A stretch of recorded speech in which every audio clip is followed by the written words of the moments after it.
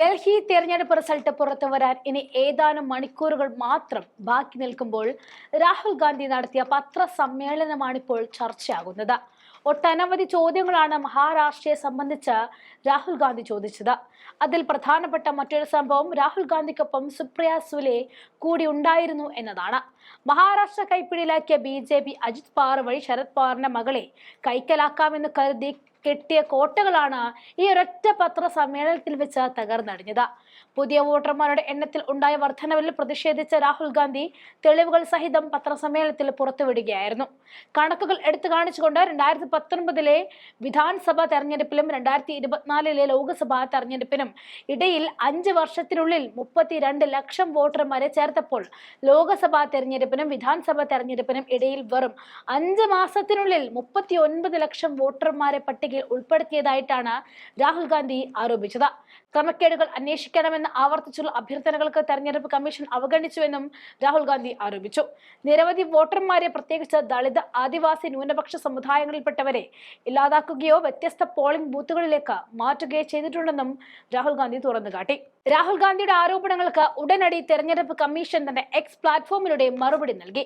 രാജ്യമെമ്പാടും ഏകീകൃതമായി അംഗീകരിച്ച പൂർണ്ണവും വസ്തുതാപരവുമായ നടപടിക്രമവുമായ മാർക്ക് ലിസ്റ്റുകൾ ഉപയോഗിച്ച് കമ്മീഷൻ രേഖാമൂലം മറുപടി നൽകും. അതായത് ഒരു ലെറ്റർ സഹിതം രാഹുൽ ഗാന്ധിക്കുള്ള മറുപടി നൽകുമെന്നാണ് തെരഞ്ഞെടുപ്പ് കമ്മീഷൻ ഇപ്പോൾ അറിയിച്ചിരിക്കുന്നത്. ഏകദേശം ഡൽഹി നിയമസഭാ തെരഞ്ഞെടുപ്പ് റിസൾട്ട് വരാൻ നിമിഷങ്ങൾ മാത്രം ബാക്കി നിൽക്കവേ രാഹുൽ ഗാന്ധി തെരഞ്ഞെടുപ്പ് കമ്മീഷനും BJPക്കും മുന്നിൽ വെച്ചിരിക്കുന്ന ഒരു ചെക്ക് ആണ് ഈ വോട്ട് അട്ടിമറിയിലൂടെ വിശദീകരണം. രാഹുൽ ഗാന്ധി പ്രതികരിക്കുന്ന ആ വീഡിയോ ദൃശ്യങ്ങളിലേക്ക് പോകാം.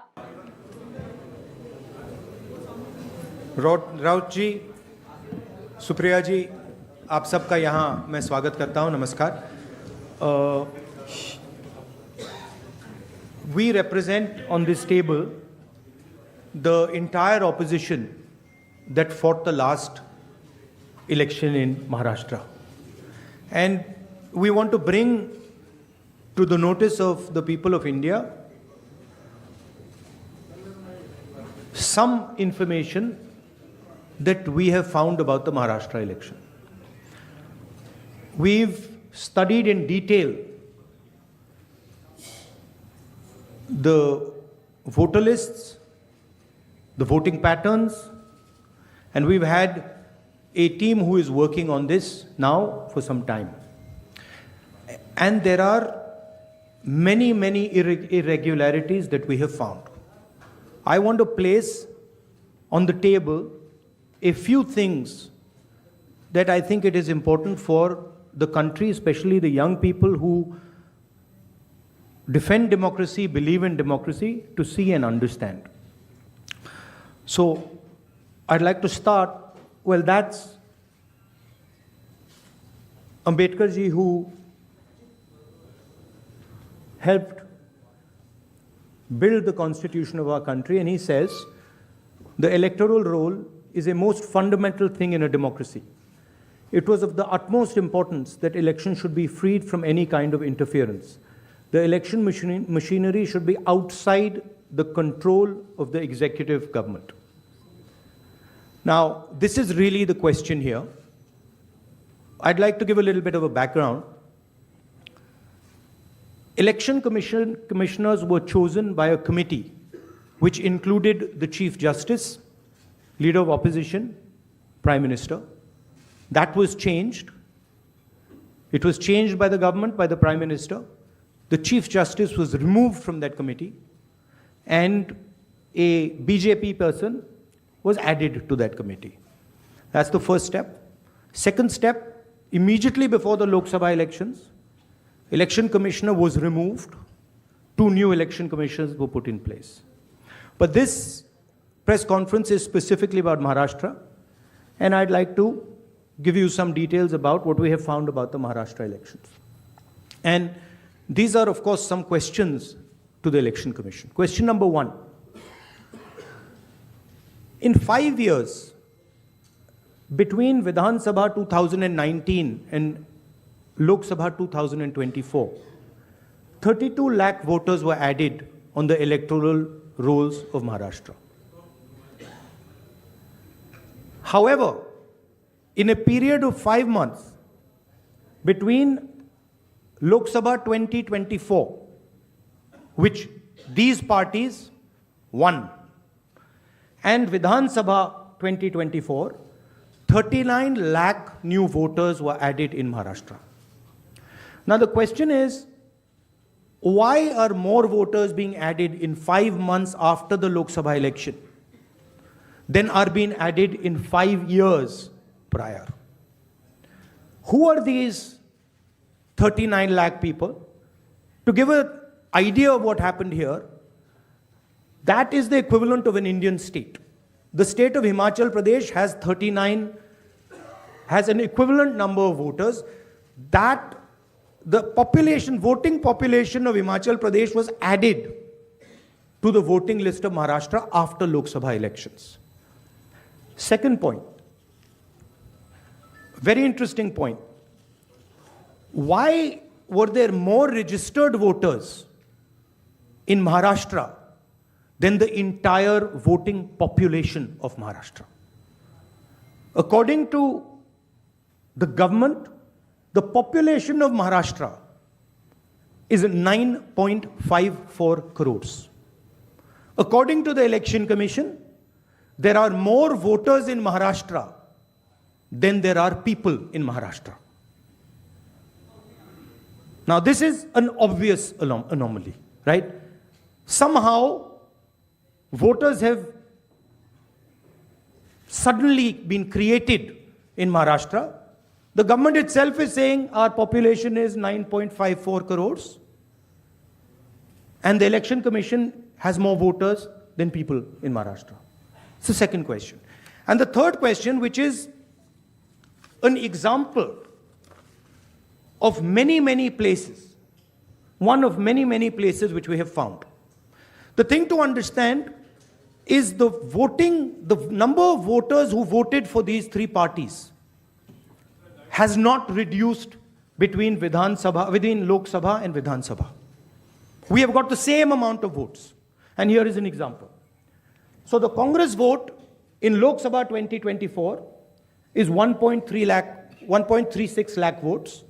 In Vidhan Sabha, we get 1.34 lakhs, very close. 35,000 new voters are added. And BJP in Lok Sabha gets 1.9 lakh votes. And then in Vidhan Sabha, they get 1.75 lakh votes. And most of those voters that provided the BJP with their victory come from those 35,000 new voters who have been added. And this is not the case in only one constituency. It is the case in multiple constituencies. It is the case in Shiv Sena constituencies, Congress constituencies, NCP constituencies. Now, these are fundamental questions. And we have been saying to the Election Commission that we are finding anomalies. We need the voter list, names, addresses of the voters of Maharashtra. We need, yes, with photographs. We need the voter list of the Lok Sabha election. We need the voter list of the Vidhan Sabha election. Because we want to understand exactly who these new additional voters are. There is another factor in this, which we have also found, which we want to understand. There are many, many, many voters that have been deleted. Voters who are in one booth who have been transferred to another booth. Most of these voters come from Dalit communities, tribal communities, minority communities, right?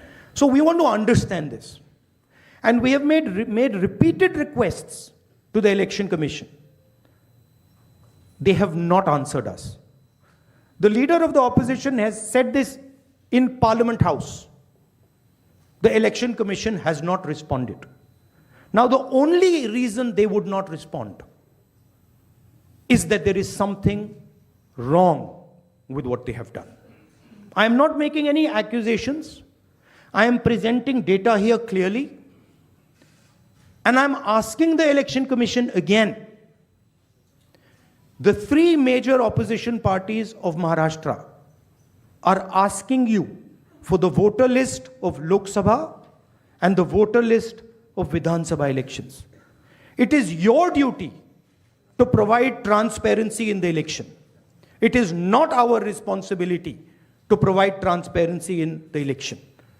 So it is important that now, after repeated requests from the entire opposition here, that the Election Commission hands over the voter list so we can take our investigation to its logical conclusion. I'd like to just say this in Hindi as well.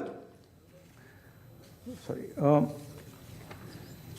Parliament house में मैंने अपने भाषण में कहा कि महाराष्ट्र के चुनाव में हमारी एनालिसिस के बाद वोटर लिस्ट पे कोई सवाल उठे हैं। मैं आज हिंदुस्तान के युवाओं को यह डेटा दिखाना चाहता हूं। सबसे पहला सवाल, 5 साल में जितने वोटर लिस्ट में ऐड किए गए थे, उससे ज्यादा वोटर महाराष्ट्र में 5 महीनों में ऐड हुए हैं। 32 लाख वोटर्स विधानसभा 2019 एंड 2024 के बीच में। 39 लाख वोटर्स, मतलब हिमाचल का जो पॉपुलेशन है वो ऐड कर दिया लोकसभा 2024 एंड विधानसभा 2024 के बीच में। यह पहला सवाल है। ये जो एडिशनल वोटर्स ऐड किए हैं, ये हैं कौन, ये कहां थे और ये कहां से आए? पहला सवाल। दूसरा सवाल, बहुत महत्वपूर्ण सवाल, महाराष्ट्र का पॉपुलेशन सरकार के मुताबिक, महाराष्ट्र का अडल्ट पॉपुलेशन सरकार के मुताबिक 9.54 करोड़। महाराष्ट्र का adult population 9.54 crore. Election commission के मुताबिक महाराष्ट्र में 9.7 करोड़ वोटर्स हैं। इसका मतलब इलेक्शन कमीशन कह रहा है, देश की जनता को कह रहा है, देश के युवाओं को कह रहा है कि महाराष्ट्र में एडल्ट पॉपुलेशन से ज्यादा वोटर्स हैं। यह कैसे हो सकता है? तीसरा सवाल, यह एक उदाहरण है, कामठी विधानसभा। यहां पे कांग्रेस पार्टी को लोकसभा में 1.36 लाख वोट मिला है। विधानसभा में तकरीबन उतना ही वोट हमें मिला, 1.34 लाख। यह चुनाव हम जीते, लोकसभा वाला। लोकसभा के चुनाव में बीजेपी को 1.19 लाख वोट मिलता है। इस कंस्टिट्यूएंसी में 35,000 नए वोटर्स ऐड होते हैं और वो 35,000 के 35,000 वोटर सीधे बीजेपी के खाते में जाते हैं और बीजेपी चुनाव जीतती है। यह एक उदाहरण है, ऐसे महाराष्ट्र में अनेक उदाहरण हैं। हमारी कंस्टिट्यूएंसीज में, एनसीपी की कंस्टिट्यूएंसीज में, शिवसेना की कंस्टिट्यूएंसीज में। हमारा वोट महाराष्ट्र में कम नहीं हुआ है, बीजेपी का वोट ज्यादा हुआ है। ये वोटर्स कहां ऐड हुए हैं? जहां पे बीजेपी की स्ट्राइक रेट 90+% है। हिस्ट्री में 90% स्ट्राइक रेट नहीं रही है। तो यह मैं देश की जनता को कहना चाहता था। अब हमने इलेक्शन कमीशन को 1 बार नहीं, 2 बार नहीं, 3, 4, 5 बार बोला है कि देखिए हम आरोप नहीं लगा रहे हैं, लगाना चाहिए मगर हम लगा नहीं रहे। हम आपसे सिर्फ महाराष्ट्र की वोटर लिस्ट मांग रहे हैं। लोकसभा की final voter list, name, address, photograph. विधानसभा की final voter list, name, address, photograph. आप ये लिस्ट हमें नहीं दे रहे हो। ट्रांसपेरेंसी लाना आपका काम है। तीनों राजनीतिक पार्टियां, विपक्ष की पार्टियां महाराष्ट्र की, पब्लिकली आपसे सवाल पूछ रही हैं। मैंने पार्लियामेंट में बोला, हमारे सब नेताओं ने बोला है, इलेक्शन कमीशन हमें लिस्ट नहीं दे रही। उनकी जिम्मेदारी बनती है कि जल्दी से जल्दी लोकसभा विधानसभा महाराष्ट्र की लिस्ट वो NCP, Shiv Sena and Congress party को पकड़ा दें, क्योंकि हम इस मामले को आगे ले जाना चाहते हैं। हम इस इन्वेस्टिगेशन को एंड तक ले जाना चाहते हैं। धन्यवाद। अब सुप्रिया जी, आप बोलिए, आपको जाना है।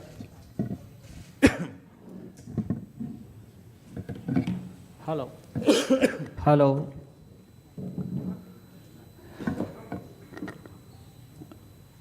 राहुल जी ने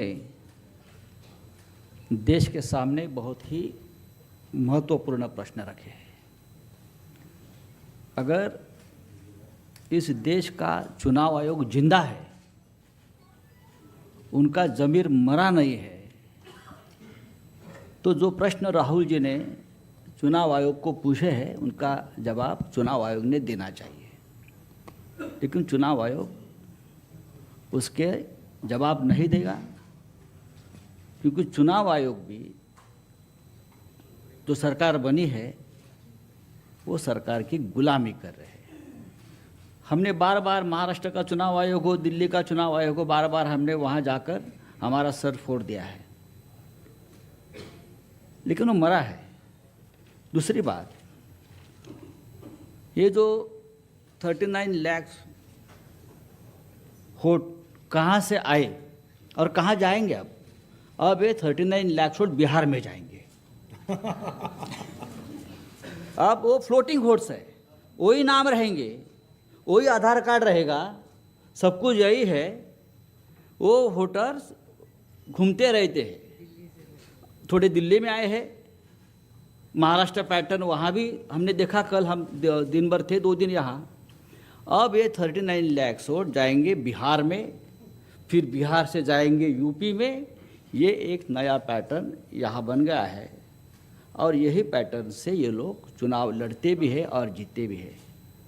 इसलिए आज जो सवाल हमने राहुल जी के नेतृत्व में खड़े किया है, देश के लिए बहुत गंभीर है।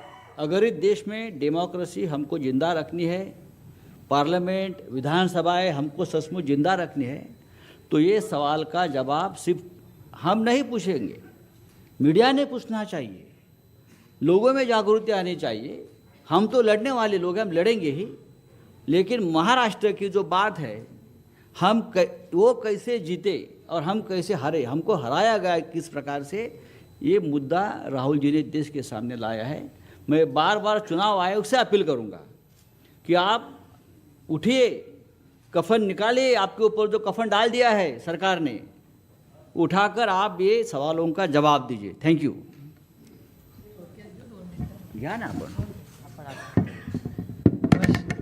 नमस्कार। मैं बड़ी संक्षेप से 2-3 अलग मुद्दे कहना चाहती हूँ। राहुल जी और संजय जी ने कहा, उसके बाद 2 चीज़ें मायने रखती है। एक तो मेरे जो सांसद में धैर्यशील मोहिते जी जो यहाँ आए हुए हैं, वो माड़ा लोकसभा से चुन के आए।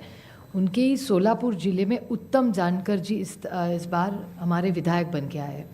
उत्तम जानकर जी सोलापुर डिस्ट्रिक्ट से चुन के आए। उनका कहना है कि उनको वोटिंग जो हुआ है मरकटवाड़ी, आप सब ने बहुत उस पर टीवी पे भी कवरेज दिया था, उसमें उनका मानना है कि वो चुन के आए हैं, लेकिन उनको जो वोट पड़ने चाहिए वो नहीं मिले हैं। तो वो फिर से जीते हैं, फिर भी री इलेक्शन चाहते हैं और कह रहे हैं कि बैलेट पे लिया जाए। उन्होंने उनके गांव में, उन्हें पूरे निर्वाचन क्षेत्र में सब मान भी गए, लेकिन वहाँ पुलिस भेजी गई और पूरा प्रोसीजर रुकवाया गया। तो वो इतना हमारी सब मांग है वहाँ की, उत्तम जानकर जी और धैर्यशील मोहिते जी उनके एरिया में, कि बैलेट पे फिर से वोटिंग लाया जाए, मशीनें बंद की जाए।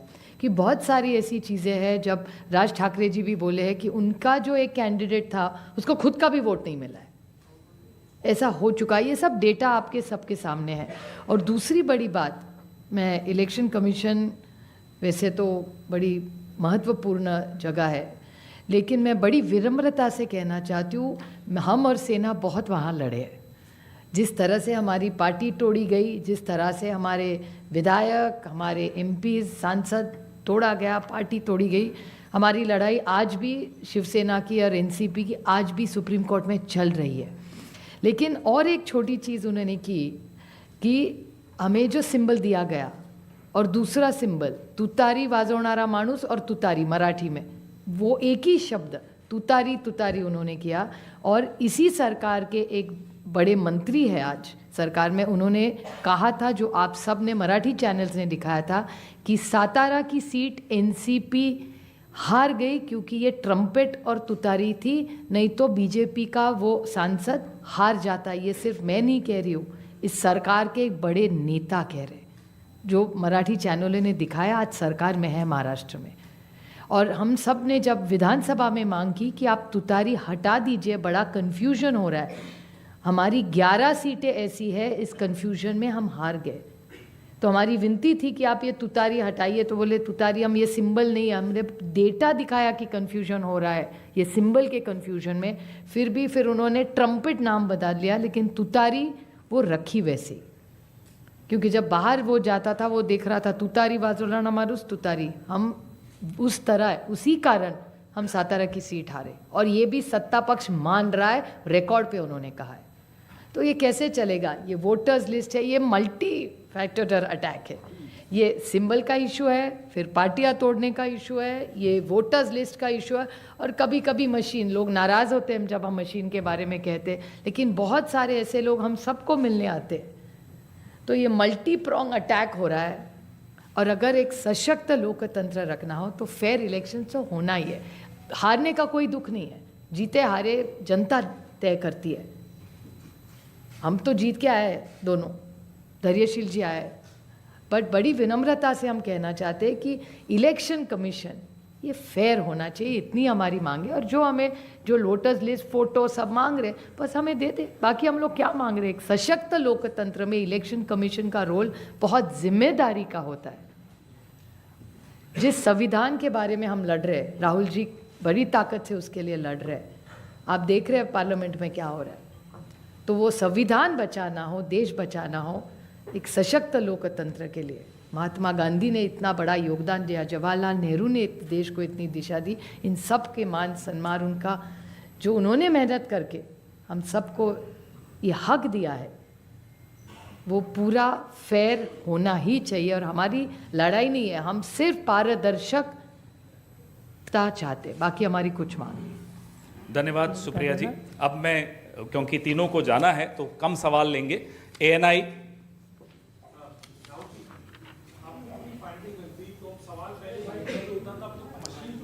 मशीनरी पे हो रहा है, अब तो सवाल पूरी मशीनरी पे हो रहा है। इसको आगे लेके कैसे जाएंगे, क्या रास्ता बचता है आप लोगों के पास?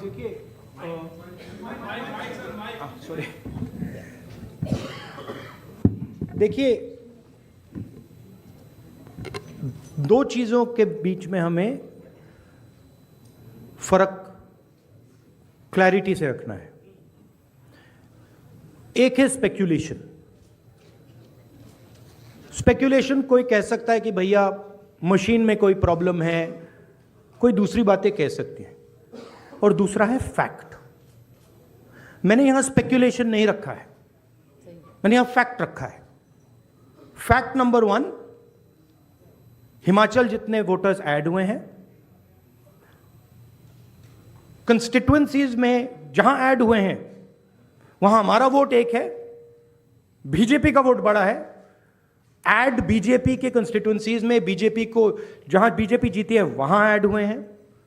और फाइनल फैक्ट, महाराष्ट्र से पॉपुलेशन से ज्यादा इलेक्शन कमीशन कह रहा है कि वोटर्स है। These are not speculations, these are facts, and this is not our data, this is election commission data, these are election commission numbers. अब हम कह रहे हैं कि अनोमली तो फैक्चुअल अनोमली है, और अगर आप चाहेंगे मैं आपको लिस्ट दे दूंगा और कंस्टिट्युएंसीज जहां ये हो रहा है, जहां क्लियरली वोट ऐड हुए, हमारे अलायंस की वही वोट है, एडिशनल वोट से बीजेपी जीत रही है। 90+ 90+% strike rate. What is the exact strike rate? 90% strike rate. Okay? These are facts. Now, Election Commission is the final authority. We are asking them. You are not going to be able to explain to us how there are more voters in Maharashtra than the population of Maharashtra. You cannot explain it. So what you need to do is you need to give us now the voter lists so we can explain it. And I'm sure if they give us the voter list, we will have another press conference here where the answers to these questions will be available to you. And so that is why we are asking the Election Commission again and again. Our party has asked, their party has asked, multiple people have asked, informally we have asked, formally we have asked. Every time the Election Commission says to us, nothing happens. And my concern is the strategy is to delay and destroy. Right? So the answer is Election Commission needs to give us this data. We are the opposition. And they need to give us this data as soon as possible. Next step, frankly, what can it be? The next step is we go to the judicial system. Right? Also, we don't actually understand the main issue here. This is actually a small piece of the puzzle. The big piece of the puzzle is voter deletion. We don't know how many voters have been deleted where. We know how many have been added, but we don't know how many have been deleted. We suspect the number of deleted voters is bigger than the number of added voters. We suspect. So, Sir, PTI, mic दीजिए. Sir, you are saying that. अरे give the mic, let's. So you are saying that despite raising this with the EC time and again, they are not responding. So do you think that also another way would be to go to the people and start a people's movement, or also could you approach the president about this? I mean, I just mentioned, I think the next step of this is going to be go to the judiciary. But look, it's surprising to me that the Election Commission is not ready to give us the voter list. It should be surprising to you, right? There should be no reason for them not to give us the voter list. To me, the only reason possible for them not immediately giving us the voter lists of both these elections is that there's something wrong, and they know it, right? Sanjay Mishra ji. Rahul ji, आपने और संजय जी ने कहा कि voter list election commission दे नहीं रहा है, और जिस तरह का उनका रवैया है शायद आपको मिले भी नहीं. क्या आप लोगों के पास जो लोकसभा चुनाव के दौरान वोटर लिस्ट मिली थी पार्टियों को, और विधानसभा चुनाव के दौरान जो पार्टियों को लिस्ट मिली थी, उस लिस्ट के आधार पर कहीं कोई कंक्लूजन पर आप हमें सेंट्रलाइज्ड लिस्ट नहीं मिलती है, हमें बिल्कुल डिसेंट्रलाइज्ड लिस्ट मिलती है. तो हमें सेंट्रलाइज्ड एक लिस्ट चाहिए और हमें फाइनल लिस्ट चाहिए जिस लिस्ट पे वोटिंग हुई है लोकसभा और विधानसभा की. बड़ा सिंपल सा है, 15 सेकंड में भी ये इलेक्शन कमीशन हमें ये दे सकती है, बट नहीं दे रही है. मौसमी.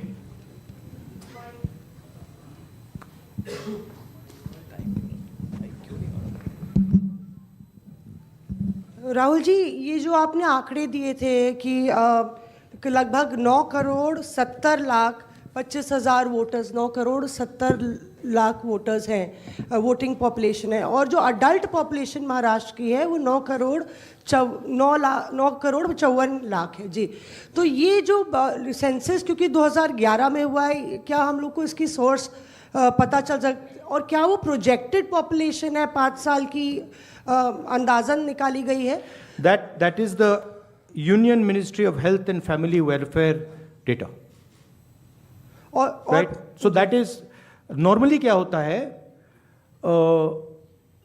जितने वोटर्स होते हैं उतने वोट ऑलमोस्ट कभी नहीं करते हैं.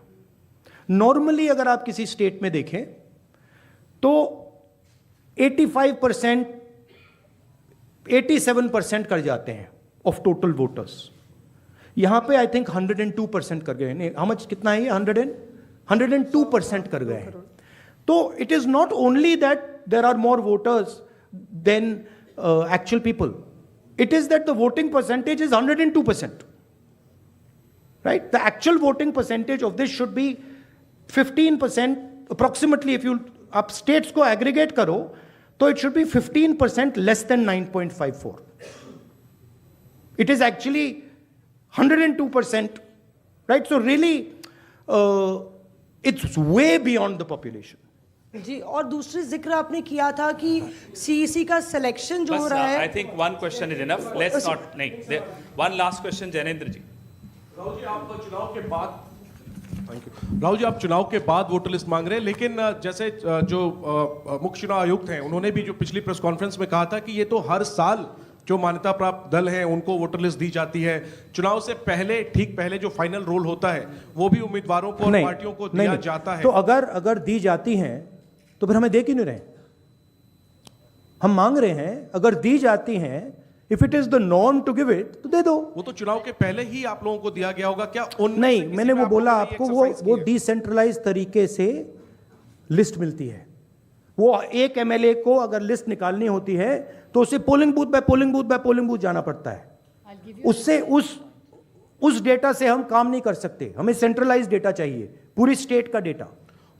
Right? सर, दिल्ली में जब नहीं, बट मान लो आप जो कह रहे हो सही है कि उन्होंने हमें लिस्ट दे रखी है, right?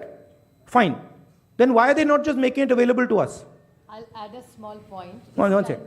Why are they not just making it available? हाँ, देते हैं, आप मांग रहे हो, ले लो. वो दे क्यों नहीं रहे?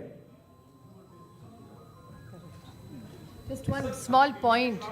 नहीं, you were, हम साथ में थे अरविंद जी के साथ उस मांग में. और एक बात बताओ, महाराष्ट्र में जब हुआ था, अभी ऑनलाइन नाम बढ़ा सकते हैं आप. मेरे खुद के निर्वाचन क्षेत्र का मैं आपको उदाहरण दूं, मैं रोज़ मॉनिटर करती थी क्योंकि आजकल ऑनलाइन करके collector has the final authority. तो लास्ट 3 दिन जब हम पूरे चुनाव प्रचार में सारे बिजी थे, यहाँ नंबर बढ़े थे.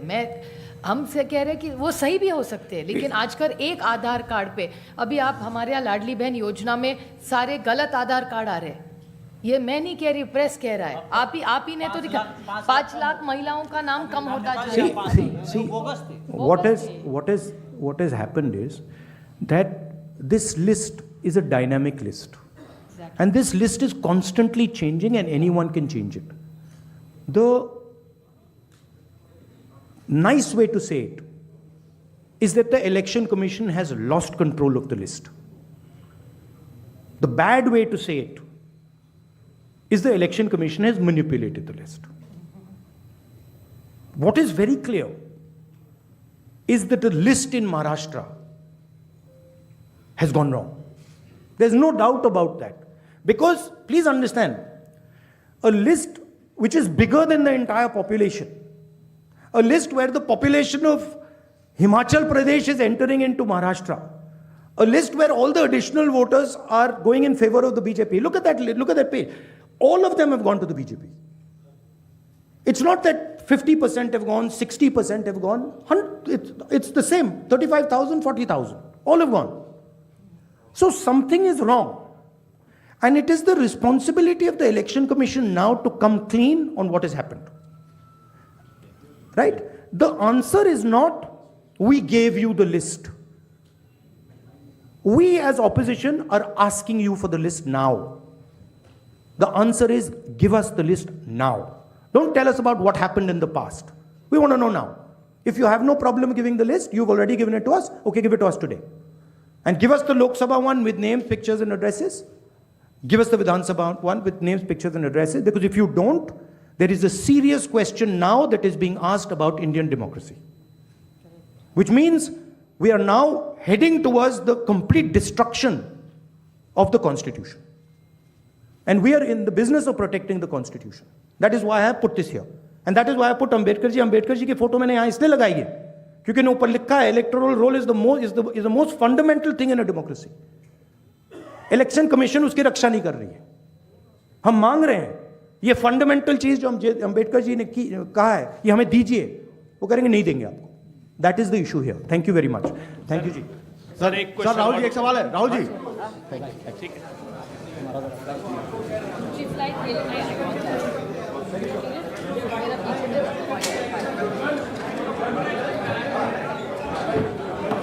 आप लोग इसके लंच बाद